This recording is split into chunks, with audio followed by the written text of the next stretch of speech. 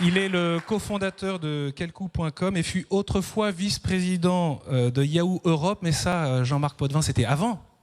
C'était avant la conversion sur les chemins de Saint-Jacques-de-Compostelle. Vous avez raconté le récit de cette conversion dans un livre. Les mots ne peuvent dire ce que j'ai vu, avec ce sous-titre, l'expérience mystique d'un business angel.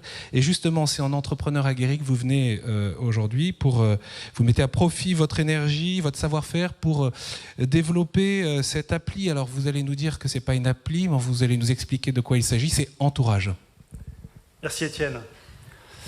Une paroisse bien équilibrée, en plus de ses activités de prière, de lecture de la parole, de sacrement, de vie communautaire et aussi d'évangélisation, de mission, une paroisse bien équilibrée, elle a aussi une composante de charité, d'aller vers les plus pauvres, vers les plus démunis, vers les exclus.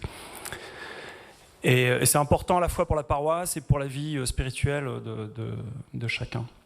Certaines des paroisses, notamment dans les grandes villes, ont développé par exemple des activités qui consistent à, par petits groupes, souvent le soir, à sortir dans la rue par à deux, trois ou quatre, et aller faire ce qu'on appelle des maraudes ou des tournées-rues auprès des personnes démunies, amener un peu de soupe, un peu de café, un peu de chaleur humaine, du lien, de la relation, montrer que ces personnes sont importantes, même si elles vivent dans la rue sans abri, voilà, qu'elles comptent.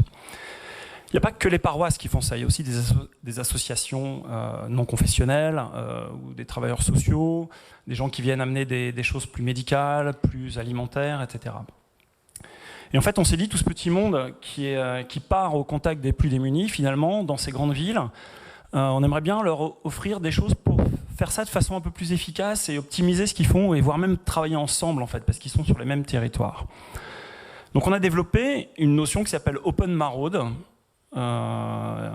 et donc qui est la première brique d'entourage qu'on est en train de déployer, parce que le projet existe et est maintenant déployé, qui consiste à dire à ces équipes qui font des tournées-rues ou qui font des maraudes, bah quand tu démarres une maraude, tu lances Entourage, tu dis que tu fais ta maraude, à pied, en voiture, c'est une maraude sociale, voilà.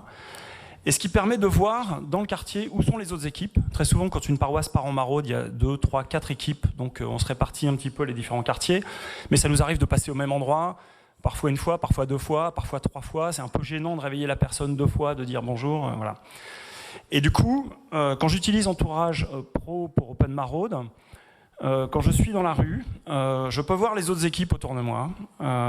Elles-mêmes peuvent me voir, donc on est mutuellement géolocalisés, un petit peu comme sur Waze, on se voit les uns les autres. Certaines de ces équipes font des comptes rendus de leur tournée, ce qui est utile aussi pour leur travail à long terme. Là, l'application permet de faire le compte rendu en dictée vocale, c'est-à-dire que je peux parler à mon téléphone et c'est transcrit automatiquement dans ce compte rendu. Et fournit des outils de communication entre ces différentes équipes de maraude. Ça permet à la paroisse qui fait ses activités d'aide aux plus démunis d'être inscrit dans un dispositif plus vaste qui permet de coordonner ces acteurs qui sont dans la rue à un moment donné, d'avoir une vision globale pour ces coordinateurs de maraude dans les grandes villes, voir un petit peu qui intervient où, à quel moment, et ainsi détecter les zones non couvertes, détecter les zones surcouvertes. Voilà, donc on a lancé Entourage Pro, on l'a expérimenté avec au départ 3 associations, dont une paroisse dans le 15e arrondissement, ici à Paris, à Saint-Jean-Baptiste de Grenelle, une association chrétienne qui sont les Captifs La Libération dans le 16e, et puis une association qui n'est pas du tout confessionnelle, qui est le SAMU Social à Grenoble. On a mis ça au point sur le dernier trimestre de l'année dernière. On a maintenant étendu à d'autres associations, d'autres mouvements qui ont rejoint Entourage dans cette partie maraude. Il y a maintenant 11 associations dans 6 villes. Donc on est en train d'annoncer la disponibilité sur Android et sur iPhone des applis et de le déployer un peu massivement. On a des grands noms, par exemple d'associations chrétiennes comme la Société Saint-Vincent de Paul qui nous a rejoints. Donc c'est très encourageant pour nous. Du coup, je vous invite à aller sur le site, si vous faites partie d'une paroisse qui fait des maraudes, à venir vous inscrire. C'est-à-dire que vous allez sur le site asso.entourage.social. Sur ce site, vous dites, voilà, nous on est la paroisse Saint-Truc, voilà le nom du responsable de cette paroisse, ou du responsable de l'activité maraude, son téléphone, son mail, et vous rentrez dans le dispositif. Ça, c'est une première brique. La deuxième brique, je vous en parlerai la prochaine fois qu'on fait un Pitch My Church. C'est la partie entourage qui s'adresse à tous les paroissiens et au grand public. Ça sera intéressant parce que lorsque on ouvrira cette deuxième phase d'entourage, il y aura déjà tous les gens habitués, les experts, les gens qui sont bénévoles et qui sont aujourd'hui au contact des sans-abri et qui seront déjà ainsi présents dans le réseau. Donc première phase, aujourd'hui, inscrivez les équipes de maraude de vos paroisses sur Entourage. Vous allez sur le site asso.entourage.social, vous remplissez le formulaire et vous jouez avec le système et vous participez. Phase 2, dans probablement 3 mois, on ouvrira au reste du grand public pour ensuite collectivement aller en contact avec les plus démunis. Je vous remercie. Merci Jean-Marc.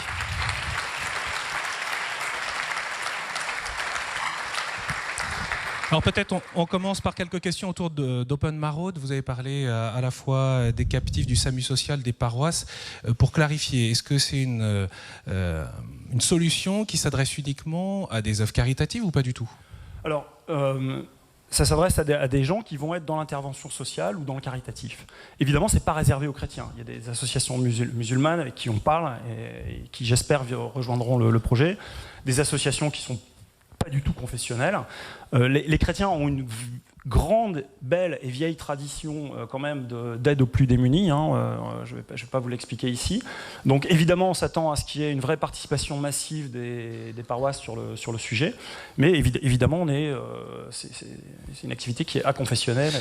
Quel est l'accueil justement de tous ces travailleurs sociaux, de ceux qui parfois depuis des dizaines d'années sont engagés dans ce travail, cette attention aux personnes les plus précaires? On a une très grande variété de réponses. Certains sont enthousiastes, vraiment, comprennent tout de suite l'intérêt, ont envie de participer, nous aident à le développer. D'autres posent des questions, sont inquiets, ça va changer leur travail, leurs habitudes, leur façon d'être. D'autres ont des questions très justes, parce qu'il faut faire attention à ce qu'on fait. C'est pas parce qu'on est dans la rue qu'on doit ne pas respecter ma vie privée. Donc on pourrait imaginer un système qui va géolocaliser les sans-abri pour faire des demandes d'aide. C'est dangereux parce que... Est-ce que ça pourrait dériver en système de fichage en quelque sorte? Voilà. Donc c'est extrêmement... Faut être très prudent dans ce qu'on fait. Et du coup, certaines assos ont des questions un peu légitimes sur le sujet. Donc faut bien faire les choses, bien respecter la loi informatique et liberté, d'autant plus qu'on parle à de populations qui sont très vulnérables. Donc il ne s'agit évidemment pas d'aller faire un système qui fiche les personnes, qui les géolocalise et qui permet du coup de savoir où se trouve qui. Ça serait dangereux. Il y a des fausses bonnes idées qui sont apparues comme ça sous forme d'appli mobile qui permettent d'alerter, de signaler, de géolocaliser un besoin. Faut faire très très attention. Voilà, ce sont des populations très fragilisées. Il y a des prédateurs, il y a la violence. Évidemment, avec Entourage, on travaille sur ces questions-là. On les a mis au cœur de notre réflexion. Et un dernier mot sur ce développement pour un plus large public, pour le grand public. Est-ce qu'au fond, il n'y aurait pas un paradoxe qu'une appli aide à parler à la personne ou à venir en aide à la personne qui est en bas de son immeuble? Alors d'abord, Entourage, c'est pas une appli, c'est un réseau social. Donc qui est sous forme d'une application mobile. Ce que vous dites est vrai, mais quand vous discutez avec les personnes sans abri, et on travaille avec eux, on a des groupes de travail avec eux, Cyril me dit, je vois passer 3000 personnes tous les jours, 2 me disent bonjour. C'est terrible, hein. Kader va acheter son journal le matin parce qu'il a un bonjour du kiosquier. Donc pourquoi je ne m'arrête pas pour passer un peu de temps avec cette personne? Donc quelles sont les peurs du riverain? Il se sent seul, il n'a pas l'information, il n'a peut-être pas le temps, il y a des préjugés. Donc Entourage, ça c'est dans la version grand public, s'attacher à répondre à ces questions-là, de sorte que le riverain, dans sa relation avec la personne sans-abri, n'est pas tout seul. Il y a d'autres riverains qui, comme lui, dans le même quartier, connaissent cette personne, et du coup, ensemble, on peut faire des choses, peut-être mieux l'entourer, peut-être mener des actions communes, même toutes simples, d'aller boire un café avec lui, l'emmener au cinéma, l'aider dans une démarche de papier. Donc je ne suis pas tout seul dans la relation avec une personne qui est clairement démunie et je pourrais avoir peur qu'elle m'entraîne dans sa galère si je rentre trop dans la relation. Et en 10 secondes, quelle est la réalité économique du projet? Parce qu'on n'en a pas parlé, vous n'en avez pas parlé. On n'a pas encore vraiment creusé la question. C'est évident qu'on ne fait pas ça pour gagner de l'argent. Donc l'association Entourage est à but non lucratif. Et on ne s'est pas trop posé la question parce qu'en gros, soit ça fonctionne, il y a un engouement derrière Entourage, les gens l'utilisent et on trouvera des solutions économiques, soit ça ne fonctionne pas et ça ne sert à rien de se poser la question aujourd'hui. Merci beaucoup Jean-Marc. Merci.